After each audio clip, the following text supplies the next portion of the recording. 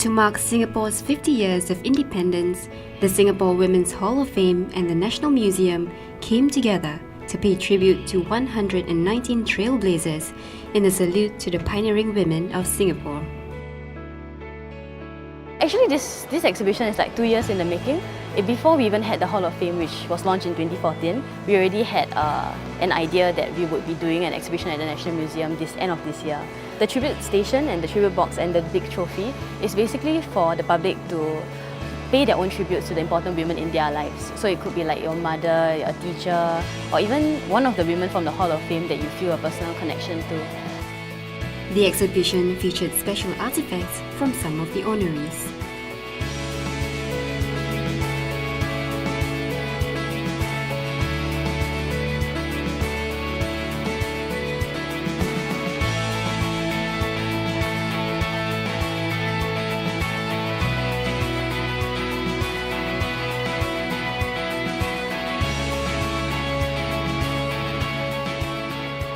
Cik Zahra Noor Mohammed was an unsung heroine who set up Singapore's first Malay Muslim welfare home in 1947.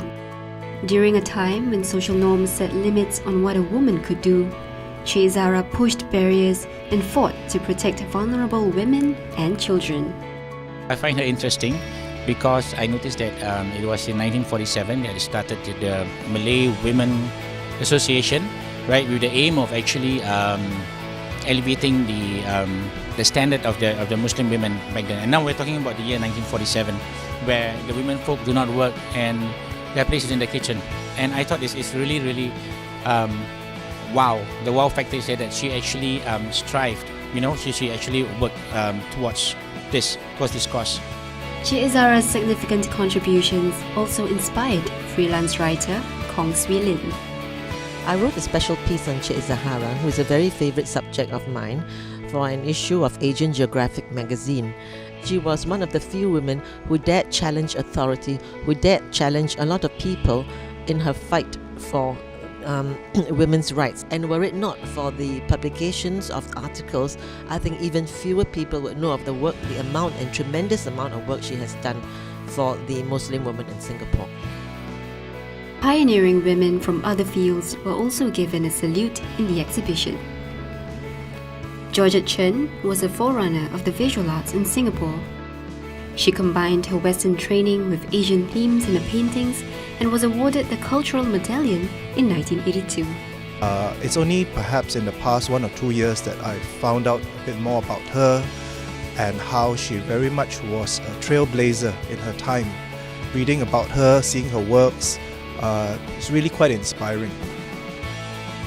These heroines who have contributed greatly to our society were an inspiration to many who came to visit the exhibition. It's good to see that we have so many pioneer women around in different industries, because from the past we always thought that women are not really that fantastic in certain workplace. It opens our eyes to a lot of capable women in Singapore, and some are still alive now.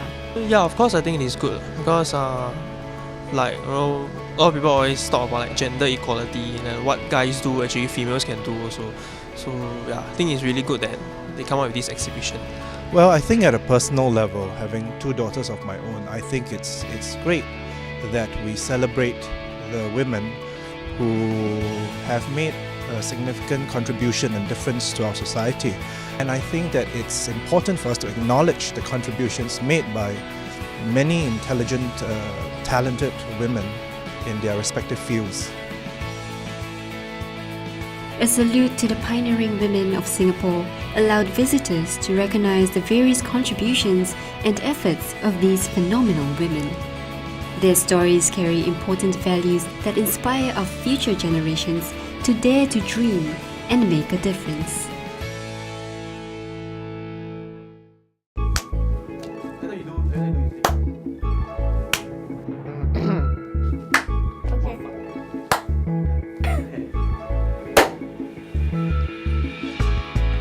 Overall, the show was an eye-opener because we went without a supervisor. However, we needed to be fast and resourceful, but faced many challenges along the way. However, to overcome the challenges faced, We had to work together and communicate as one. Now we are ready to take on the next challenge. BTS stands for behind the scenes.